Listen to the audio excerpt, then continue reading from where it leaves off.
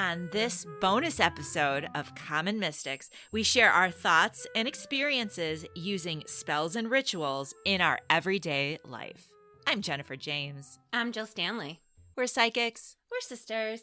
We are common mystics. We find extraordinary stories in ordinary places, and today we're talking about spellcasting. You've been wanting to talk about this for a long time. I have been because the story that we bring to this, it makes me laugh when I think about it. It makes me laugh out loud very hard all the time.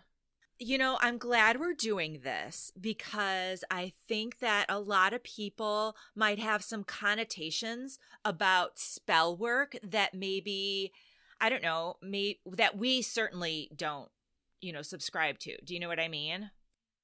True. I think even the terminology, spellcasting, spell work, seems very charged. But reality, as a Catholic, I believe that Catholicism is rich with spellcasting, right? Right. Like grandma, right? She was an earth magic practitioner, but did not call herself that. No, she never would have said that she does magic or spells or anything, but she completely 100% did. Right? 100%. But she also went to church every day and prayed to God, Jesus, and the Blessed Mother every day. I really believe that Grandma thought that spellcasting was a very deliberate ritual invitation of allowing the saints and angels and the Holy Spirit to work on her behalf. I agree. She was doing spells and magic and rituals, although she would never use those terms. Never. She was calling God and the saints and the Holy Spirit into her life. Like, that's why she did it. Exactly. And that's why we do it. Exactly. Yes. And that's exactly why we do it. That's the way we look at it. So we do it for good reason, I think. Honestly, doing spell work and ritual work, there's a couple reasons why I do it in my own life. Okay. It's for a schedule. Like sometimes for a schedule? Yes. It gives me a sense of structure, a schedule. Like as the time of year, you're kind of thinking like, okay, this is springtime. This is like May Day. This is bringing about life. And then in summer, you're at the peak of daylight, that kind, you know what I mean? Like it keeps a schedule for me. It also keeps a structure around my prayer. It helps me to focus my intent. Mm-hmm.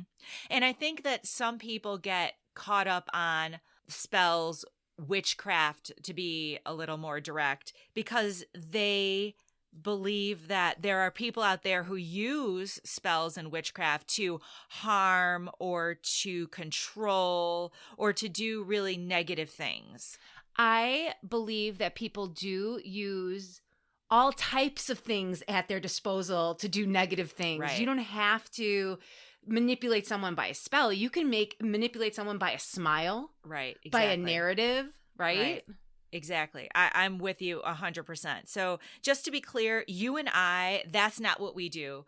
When we do spells, it's not about harming someone or controlling someone. It's more bringing in, calling that light, calling that goodness, God, creator, to us for a specific purpose. Full disclosure, I do not believe in any way, shape, or form hurting someone just to hurt them. I don't believe in controlling someone just to control them. I believe that that's everyone's free will. And I also believe in a real way of karma. So I don't do it in spellcasting. I don't do it in my everyday work. I certainly wouldn't do it with the elements. That's just not me. Right. So I just wanted to get that out there that totally, because people would hear this. Right, because, I think that's legit. It can be scary because there are people out there who do use magic with a K at the end for nefarious purposes, and that's not what we do. And also we don't associate with people like that, like in our everyday lives. Like those are not our friends, people who are like, manipulative and controlling and negative people. The same is with this spiritual work. Exactly. Those aren't our people. Right. Exactly. Right. Exactly right. We're about being good and feeling good and bringing in the love. Yes, exactly. Mm-hmm. So some people, including myself, might think that spells have to be complicated and you have to like find the eye of Newt, right? Or like some kind of weird, the fur of a black dog, to be able to do some spells. First of all, there was a spell that you and I were researching that needed the fur of a black dog and the fur of a black cat. And we both had them. It was the cutest thing on earth. It was the cutest thing. So don't knock that. No, I agree. When I am doing spell work for myself, I tend to be very, very minimal. But for some reason, I get very over the top when I'm doing it for other people. I'm like bringing in everything, which is a problem. It's a problem. It's like, Jill, edit.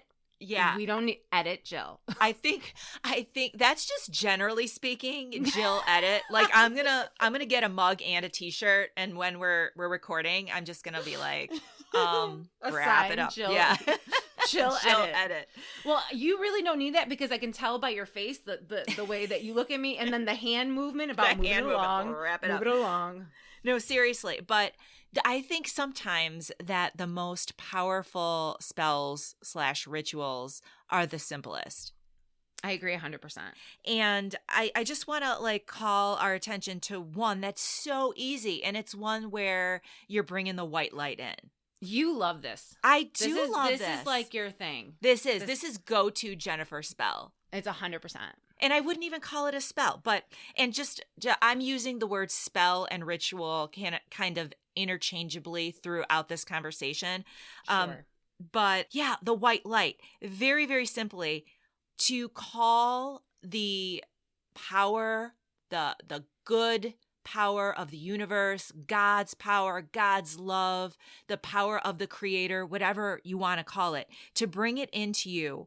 Really, all you need to do is visualize the white light of heaven shining down into your heart or into your home or really into any space or any location. I picture it starting from my head chakra and then moving down my chakras and just emanating from my person. Right.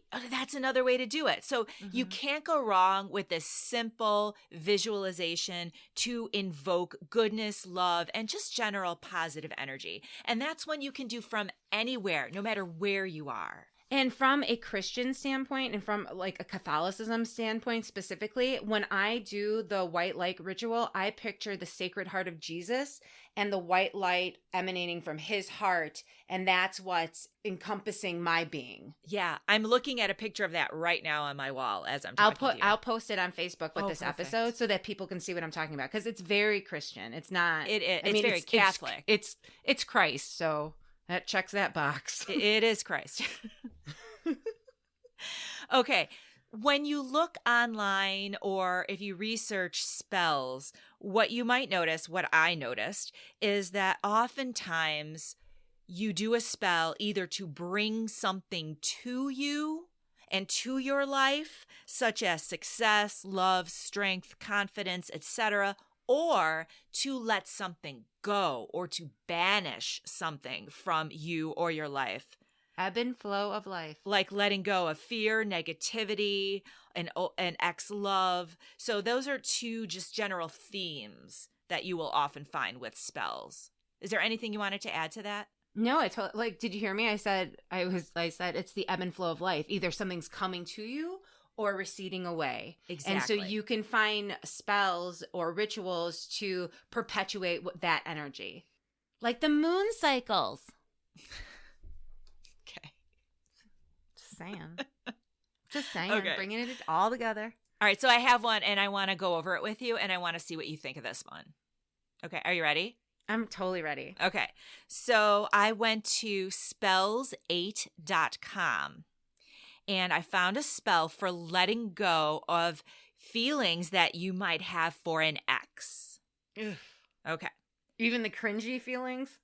I mean, all feelings, like any Okay, sort of okay. feelings. I think this one is actually like getting rid of like if you're still like Hung up on it? yes, and you know you need to move on. I honestly think if you're still cringing, which I do, I think of like I have post-traumatic stress like memories when it comes to an ex, and I totally feel myself, I'm like, oh God. So if like the little burn of vomit bubbles in your throat, I think that this would be a good one too. Okay. All right, so it goes like this. Take a piece of paper and write the full name of the person that you're trying to forget or let go of. Gotcha. Fold the paper several times, like in half and then in half and then in half, until it's super small. And as you do it, empty your mind and ask your higher self to let go of that person and release them forever. And then say the following chant out loud. I release you and I decree it's the best for you and me. I love a good chant. I do. I love a good chant. Then take that paper that you folded into a tiny little square and place it under the main door of your home. And then the following morning, take the paper outside, away from your home, and bury it somewhere like in a forest or somewhere far from where you live. And this act symbolizes release and liberation for both you and your ex. I love a good chant and I love a good bury. If you're burying something, I love it. I do. I love it. We've had success with burying things. It's true. I really do like it. Okay, so what do you think of this spell in particular, Jill? Like, do you like this spell? I love it. I think it's simple. I mean, if I were really going to do this for myself, I would get a lighter and burn something too. I would like either let the ashes flow into the breeze or bury it. I really do like this spell. Like I said, you can't go wrong with a good chant because it really focuses your energy. I like it too. I like it that it's simple. I like that, like you just said, it's easy to make it your own in little ways. And that's a lot of what we do is we take a spell that someone else like prescribes and we'll change it and we will make it our own. And I think that adds power to it.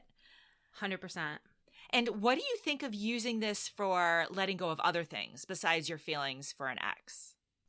I would do this about my self-sabotage behavior. I would do this about my own hangups with specific things that I may be holding on to in my life, like an argument with my older sister when she was like especially mean, something like that. I'm really, just Jill? Really. I'm half kidding, but you know what I mean, like holding on to hurt. Yes. Hurt. Sometimes it's hard to let go of hurt or negative feelings. I like it too. I honestly think a lot of spell work is very vulnerable because you have to be very clear about how you're feeling, what's provoking feelings in you, and what you want to get rid of. This work is not to get rid of a person. Right. This work is to get rid of the way your feelings are impacting your growth about that situation. I am so glad you said that because that's where the power is. Because whatever you want in life is it's up to you and what you're holding in your heart. And so you wanting to let go of whatever's holding you back. And that's the only way you can do it.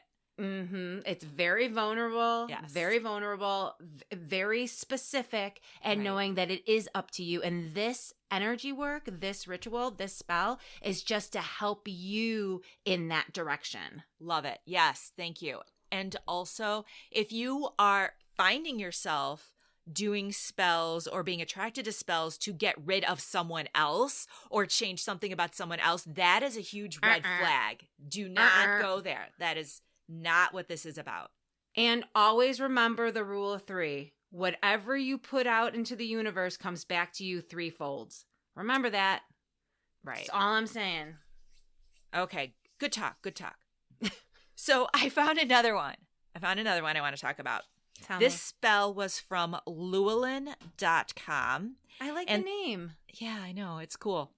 And it is also a letting go spell. This one is specific to letting go of grief of losing someone or something. Okay.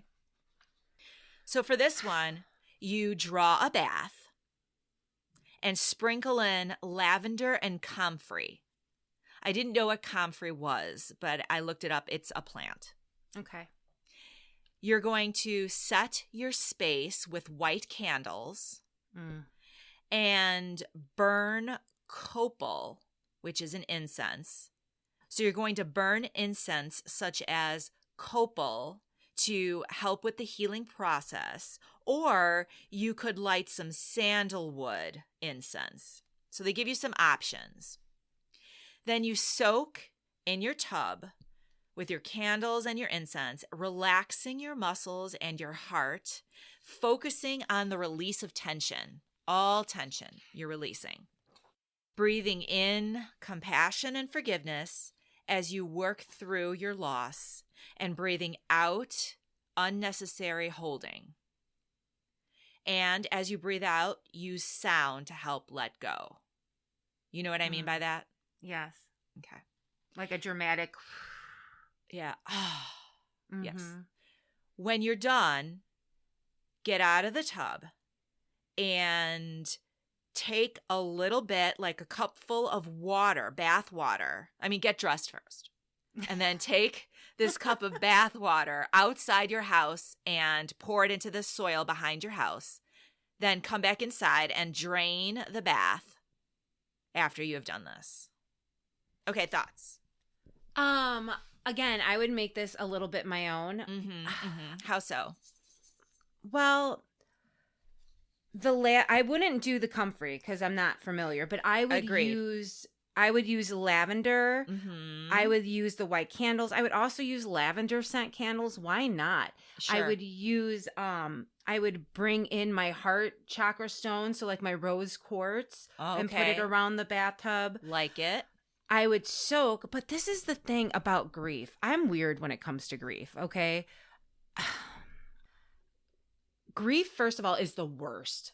Like truly the absolute worst. And part of me about this is more about healing that hurt that you have in your heart, like that physical hurt. But I also think part of this should be like relaxing, but also taking a bit of your loved one or whatever beloved thing or person that you had lost and keeping that peace with you. So I maybe earlier when we were discussing different spells, we were talking about why pour some of that in the backyard as opposed to just letting it down the drain. I guess that's a way to honor and say that the piece of you that I still love is still close to me in some way. You know what I mean? I do. I see that. I think for me, this is about letting go of the hurt and the pain, not letting go of the person, because you want, the person, the good things to stay. You're just letting go of like your grief, that heartache, the literal heartache. It's literally hard for me to distinguish my grief because like you and I talk about, a lot of our grief manifests when we're laughing. That's and true. It's that laughing that feels good. So I like this. I like this as a way of healing.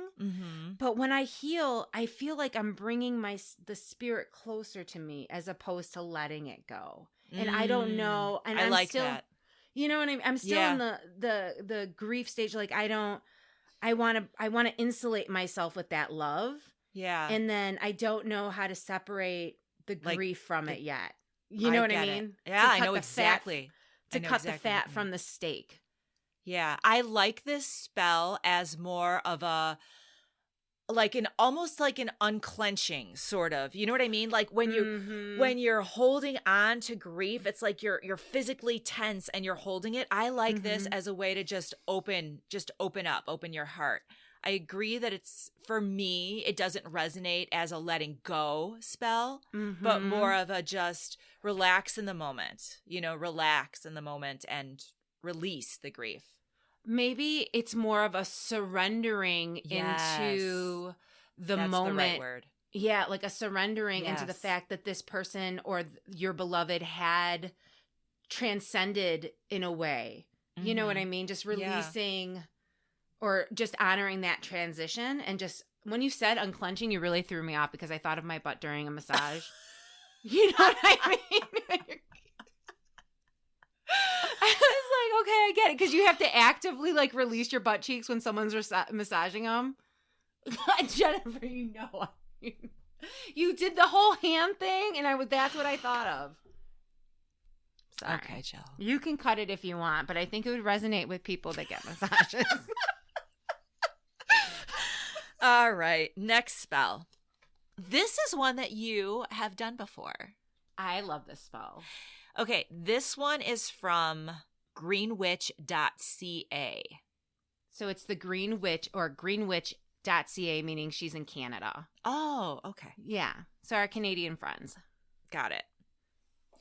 And you actually have found other spells that you use from the Green Witch. I really like her. Okay, And I cool. sent her a note via her website, and she was really responsive, very sweet. Nice. I really do like it. She's a great resource, and she's very responsive. So look Okay. her up, greenwitch.ca. So for this one, you would do if you lost a pet. You go outside to a crossroads or a T intersection. Face west and say, "Guardians of the West, hear my plea. Bring your pet's name back to me." Then call out your pet 3 times in the way that you would normally call your pet. For example, "Come here, Fido." Right? Turn clockwise and repeat steps 1 and 2, facing north first, then east, and last south, substituting each direction in the chant. Then take 3 backward steps from the crossroads in the direction of your home and say, "As I will, so it be." Then turn around and go home. I did it. I did it at night when my neighbors were sleeping. Okay. When Who did Jinx you was gone. lose? Who did you lose? Jinxie, my little Jinxie puss. I moved in Your with Chad. cat. Yes, he was my son. The And- inspiration for the Common Mystics logo. Yes, he was a beautiful baby black cat, and he was the cat that Grandma had put a spell on. Remember Yes. when she To never wrapped him leave you. around? So you can imagine my surprise. 3 days after moving to the country, his ass was gone. What spell did Grandma put on him again? What did she do? When he was a kitten, honestly, right? it was a kitten and it was in Polish, but she did some shit. She she took the cat from me and put it above her head like Simba, and then bowed at the waist and wrapped him around, chanting something in Polish like a figure 8 around her ankles. Picked him back up, made eye contact with him, and then handed him to me. And she said, "Now he'll never leave you." I love it.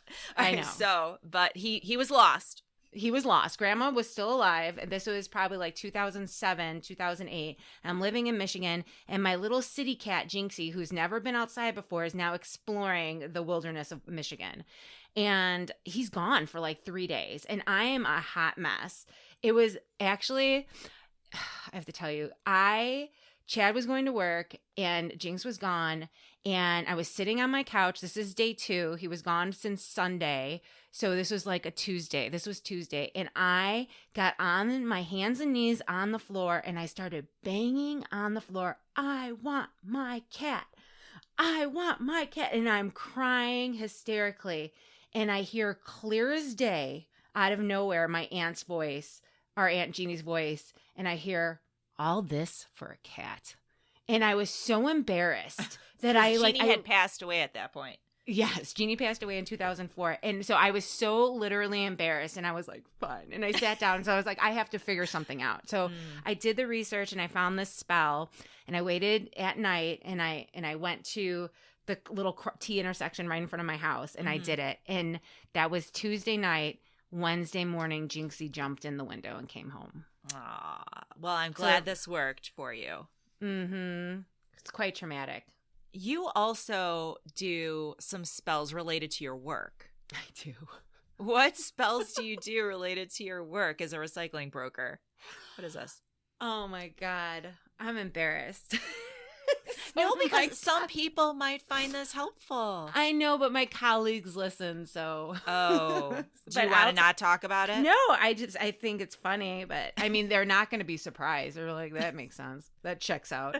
So I have a book of Psalms and how to use them in rituals. I love a good old book that you can flip through looking for a psalm to help you through an intention. So Psalm 122 verses 7 through 9, I wrote on a piece of parchment, not just paper, but parchment, and I keep it in my wallet.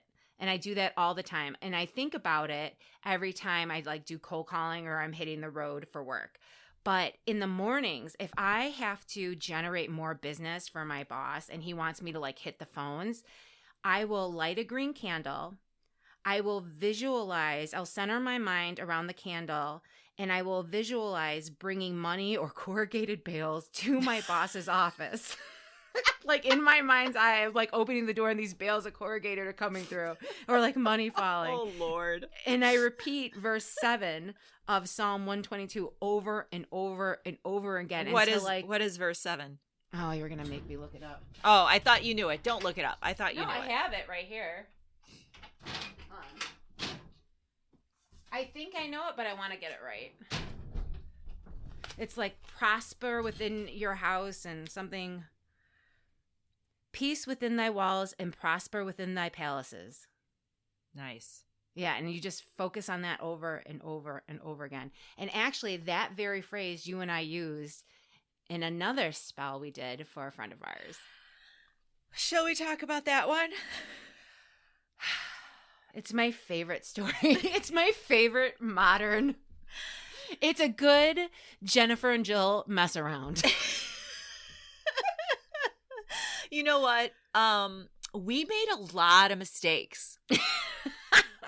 We made a lot of mistakes on this one. That's rude. So, Charlotte is a friend of ours. She's a good friend of ours. She's a really good friend of ours. And she is allowing us to share the story, by the way. We did ask, and I was reluctant to talk about it, but she said it was Jennifer okay. still doesn't want to talk about it, but I think you'll find later why. Okay, so Charlotte is a really good friend. She lives in Chicagoland. She grew up with us in the Chicagoland area. And at the time when this story occurs, she was living with her boyfriend. Mm-hmm. Okay. So Jill and I were visiting her in Chicagoland. We were catching up, and she drops a bombshell. And she says that she wants to break up with her boyfriend, Ron, but she's afraid. She's afraid of him, like, physically. Like, she doesn't know Well, we didn't know that at first, that she was afraid of him physically. She just asked us, hey, can you help me do a spell? I want to break up with my boyfriend. But she's afraid of him. She's afraid of him. Right. Yeah, she doesn't know how he's going to react. And we're like, well, what do you mean? How would he react? Like, just break up with him. Bye. Right, and exactly. Because you and I are like, well, what's the problem? Just, like, kick him out and be like, it's over, right? Like, this is your apartment, right? Right. Like, Bye. you don't need a spell for this. Exactly. Like, you don't need a spell for this. Like, just do it.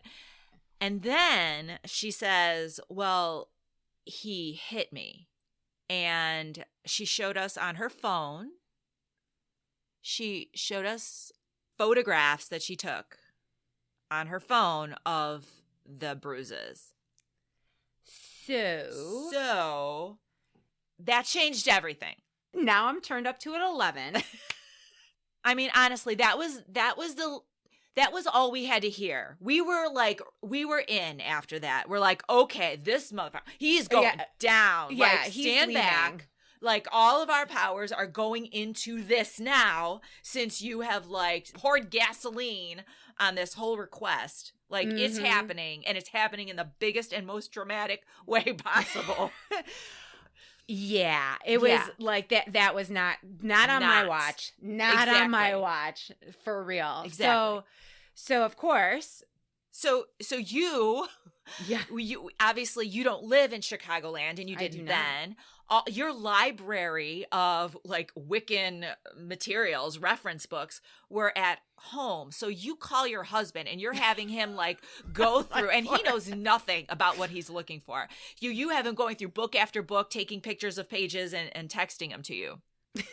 He's a good man. He didn't even ask questions. He was just like, why? I'm like, just do it. Like, what are you girls doing? Shut up and text me page 47, right? You don't need to know. Less you know, the better, right? Anyway, so you put together this spell. Okay, can I stop it? Because I just want to tell you, yes, it was a little complicated. But I was so completely incensed on the fact that he physically hurt my friend who I loved. Right. And now I felt like, in the moment of not rational Jill brain, but like full on bear Jill, like the Hulk, like I literally hulked out.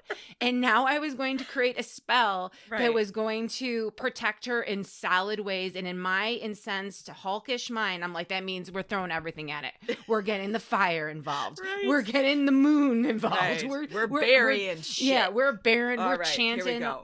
All right. We got all the prongs out for this one. So you write out this spell, and here's what it involved. 4 white candles burning at the corners of a square drawn on the floor. I was Salt, invoking the directions. mhm. Salt sprinkled around the perimeter of the square for protection. It was a protection spell. Mhm. Then Charlotte would sit in the center of the square and write down a personal intention on a slip of paper while you and I, the two of us, were chanting a psalm from the Bible over and over and over again. Charlotte would have a photograph of her and Ron, and she would cut the two of them apart with scissors. After she was done writing her intention, she would burn the intention and Ron's photo, the one that was cut away from hers, in a little pot or cauldron on the floor, along with a lock of Ron's hair. More on this later. I stand by everything. All the time that Charlotte is doing this, you and I, again, would be standing outside of the square, outside of the salt, chanting that psalm. And the psalm specifically was to have them, the separation between her and him, space between her and him, and binding any negative energy or anything that he can come at her. So she's bounded with love and protection. Right. When the paper, the picture, and the hair had all burned down to ashes in the little cauldron in the pot in front of her within the salted square on the floor, right, in between the 4 burning candles, then Charlotte would empty the ashes into a piece of felt, roll up the felt, and tie it with 9 strings.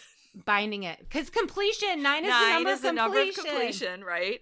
Come on. And then anoint it. You don't want anything bad to happen to him.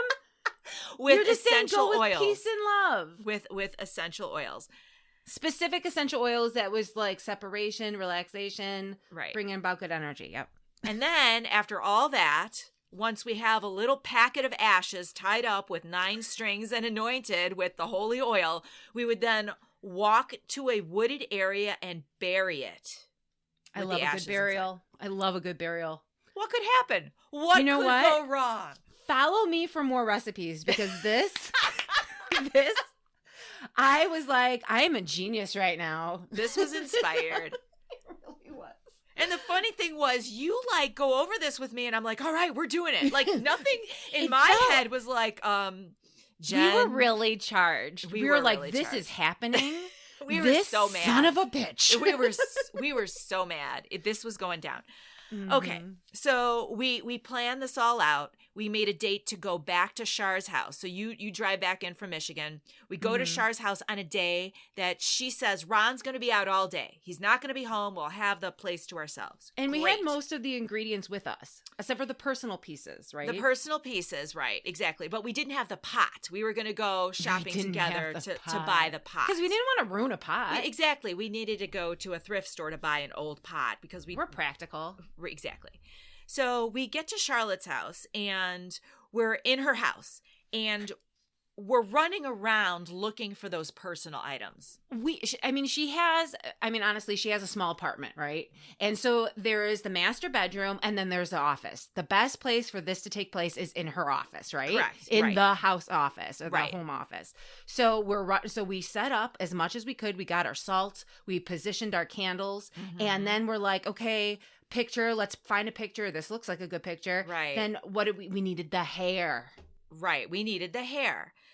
So we looked in some really gross places for his hair. First of all, I was expecting when we wrote this out that we would find his brush and we would just clean his brush and we'd have hair. Because normal people brush their hair. Right. He didn't use a brush. He uses a comb, right?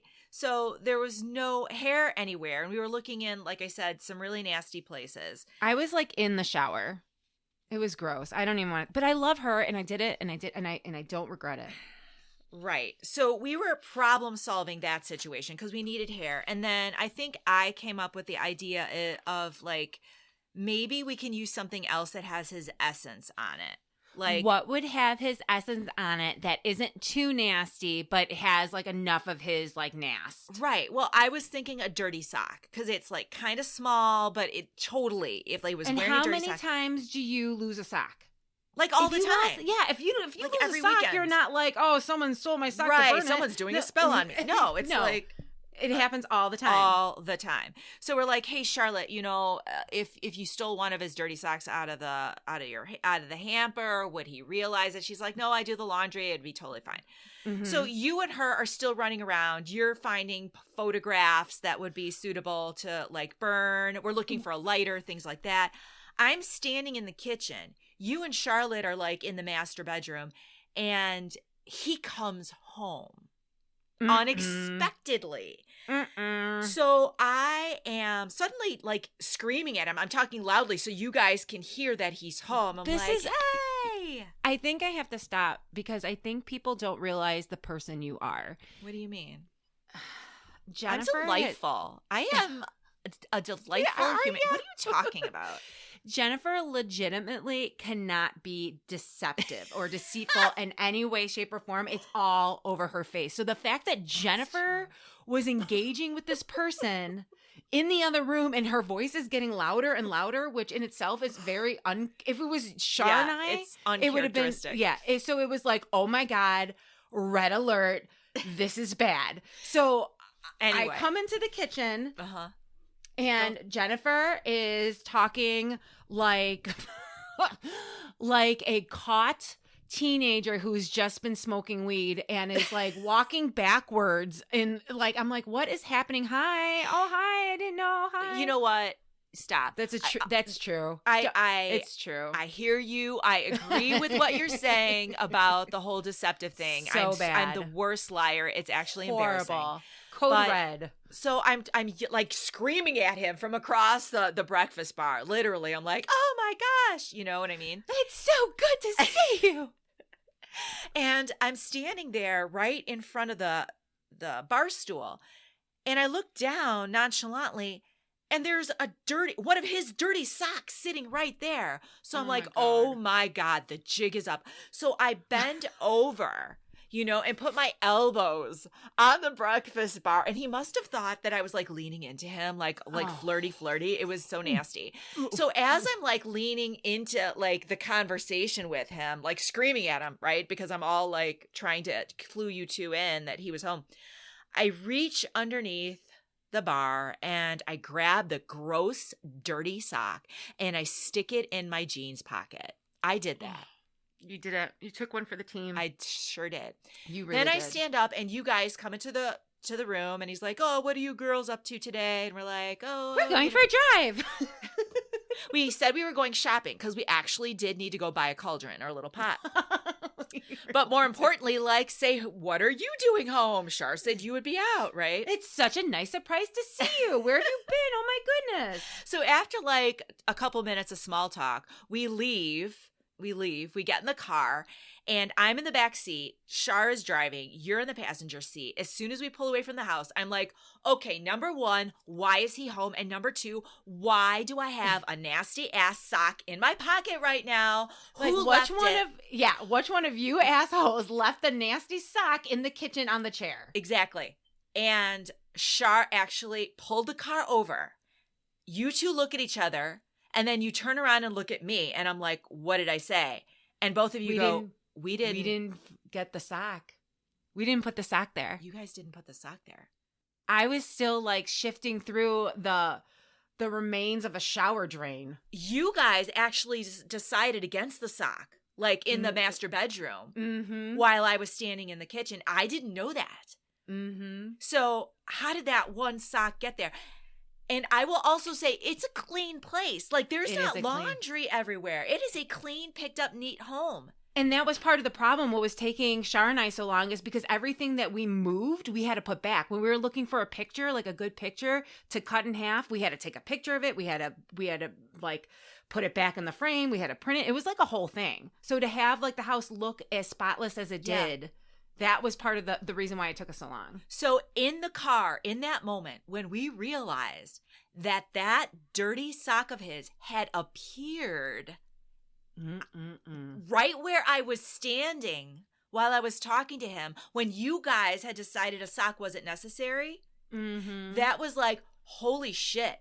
this is the green light. Like, Spirit is telling us you need to do this. And here is the sock. And we are on board. We yes. are on board. We see you. We hear you. We are on board. Do it. Do it. Exactly. Gives me goosebumps just thinking about it. I still can't believe that happened. I know. That is crazy. All right. We go to the thrift store. We find a little pot. We come back. And guess what? He's actually staying in for the evening. Curveball. That makes it so much harder. Yeah, because now we have to, well, we made a decision right then and there. We're like, okay, oh my gosh, he's going to be here. Can we do this quietly in the office while he's watching the game, right? Yeah, because or should we like reschedule? And we're like, screw him. You know what I mean? Like, we were stalled. This is happening. I live far away. I know. I mean, I can't keep driving back and forth around his game schedule. I know. I got it. So we are like running around the office. We like lock the door. We're whispering. We're getting everything set up. And then we start the spell, right? I hear you. Okay. So you and I are chanting quietly. We're chanting the spell quietly. And Shar is sitting. She is sitting cross-legged in the middle of our salt square with the burning candles, and she's writing and she's cutting and she's burning, right? And we had taken that sock and we had cut it up into tiny bits. So she's like feeding the fire with the bit by sock bit bits. with a dirty sock. Okay. And we're chanting and we're watching her. And all of a sudden I look over and there is like a 12-inch flame shooting up from this pot. And I'm still chanting, but you and I are like, Charlotte, like our eyes are looking wide and nervous. Like, dude, that is too much fire for this little room. like douse it, like smother it. So we're still chanting, but we're like, smother it. So she starts to smother the fire in this little cauldron. And we're chanting and we're and all of a sudden, I don't know about you, but I start to feel like a little dry throat, like a little coffee, like it's starting. There are literally plumes of black smoke rising up from the floor. So Jennifer's like chanting. My eyes are like bloodshot and they're starting to water and there's black smoke coming from this pot because Charlotte has smothered the fire and now it's just black smoke. It's just pluming. It's like, think Hiroshima from a little pot on the floor, that plume of smoke coming up. So now we're still chanting and Jill goes to the window and she opens the window in this office and she's like taking like a piece of like paper and like trying to wave the smoke out of the room. And I'm like, holy shit. I look at the ceiling and there is a fire detector right on the ceiling. So I go into the closet and I see that there's a box fan. I plug it in and I'm holding it above my head, pointed at the smoke detector on the ceiling, just trying to, please God, make it not go off, right? All the while, I'm thinking, what the hell are we going to say to him when he tries to open this door? Like, what on earth? What can we tell him we were doing in here? There is no good explanation for any of this. Before we started, when we made the decision, Shar was very clear that fire detector, like, goes off if she's in the kitchen making toast. Yeah. Yeah. So the fact that you were, like, quick on your feet probably saved us. All right. I don't know how he didn't come to that door, but he didn't. The fire alarm did not go off. The smoke detector did not go off. And I don't know why it didn't. It should have gone off. Like you said, 100%. When she burns toast in the toaster in the kitchen, it goes off. There were flames like a few feet from it. They were straight up. But when she smothered it, the room was filled with smoke. Not only that, none of the neighbors came over to be like, what the hell is going on? There was black smoke like billowing out of the window. I don't get it. I do not believe that he at least didn't knock on the door. I know. But he didn't. We finished the spell. We clean up. We're still all quiet. We put the furniture back. We, put out all the candles. And then that's when we took a walk. We buried the packet of ashes in the forest, in its forested area. We come back to the apartment. We must have smelled like smoke, but he didn't say anything. So then Jen and I are in the kitchen, and he comes in from the living room where he's watching his TV, and he's like, hey, can I get you guys something to drink? And so he's going in the fridge to get us wine, and Jen is like going to reach for the wine glasses. Mm-hmm. And what happens, Jennifer?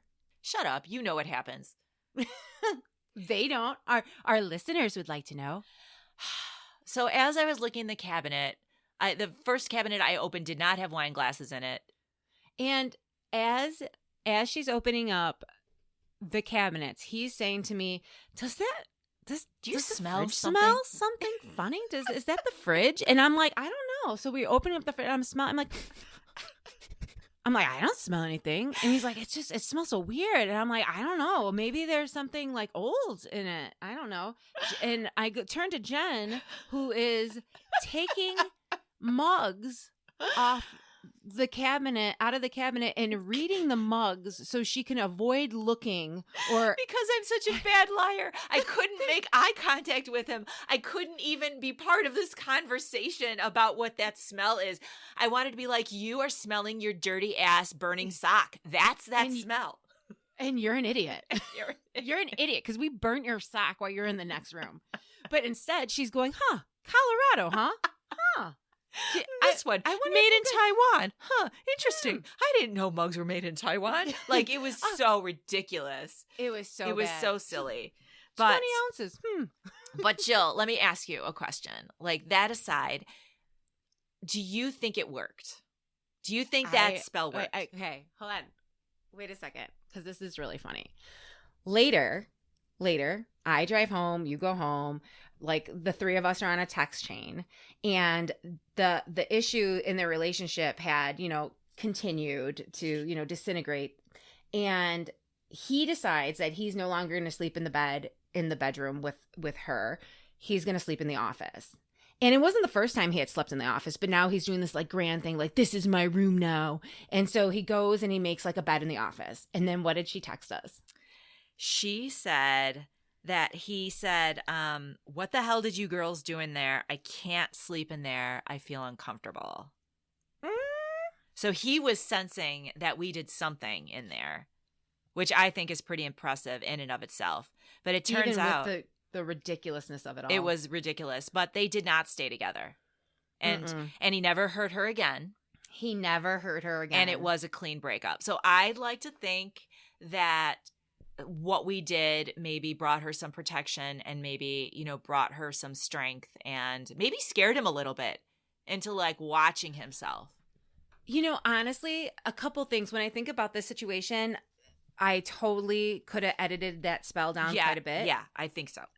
I think because our intentions to help our friend were so pure and genuine and love and just like to protect her, that I think that we were protected as we were doing the spell. I think so too. And I also want to be really clear, even though we were really pissed off at him, the spell was not at all about hurting him or in any way controlling him at all. And I want to make that really clear. We were bringing Charlotte protection. We were bringing her strength, and we wanted a clean break. It had nothing to do with him. So in that sense, I think our intentions were pure. And I think that it worked out the way it was supposed to work out. And if you think about it, when we say a clean break, it literally takes an abused woman, I read somewhere, 7 times before she can leave her abuser. So when we say clean break, we mean like her not going back and forth. Exactly. It was just, this is done. Exactly. This is done, and I mean it. And to give her that fortitude. So in closing, what do you want our listeners to know if they are wanting to maybe enrich some of their practices with these kind of spells or rituals? Familiarize yourself with the smoke detectors. And your exits. They're sensitive. And your exits. Yes. Never leave a candle unattended.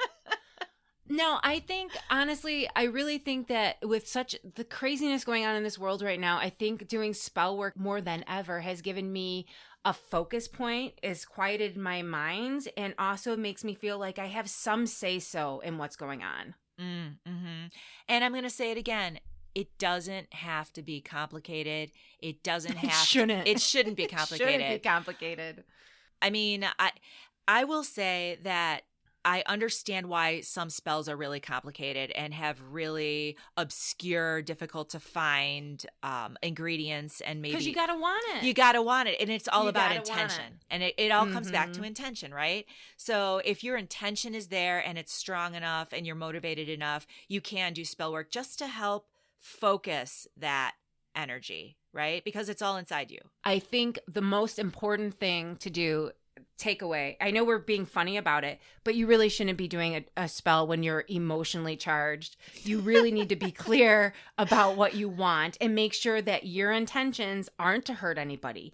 Even I just want to say this. I had a client once that worked in the medical field, and this person was dating a colleague, and they were dating for a long time. They were breaking up, or one person ghosted the other, and then all of a sudden, this person, my client, was like, they did this unethically, and now I want to call them in because it's unethical and this affects patients. And I said to this person, I'm like, they were doing this entire time, and it wasn't until you were ghosted that this became an ethical hill for you to die on. So I just want you to be clear what you're doing and why, right? Right. Because if this was an ethical judgment, it would have been made when the two of you were together. So that's just what I want to leave you with. You really need to be clear why you're doing what you're doing. Right. And how consistent is your own behavior. Right. You need to really be reflective and be honest with yourself. And that's not always easy. No, it's so hard. Yeah. Well, good talk, Jill. I like this conversation. I really enjoyed you reading the coffee mugs. It brings me life. It brings me life to think of that situation, and you like face in the cupboard, just picking things up, being like, huh. Oh, well, this is great. I am your sunshine too. All right. Oh my. All right. Tell the people where they can find us. Well, you can find us on our website, commonmystics.net. Look us up on Facebook, Insta, and Twitter.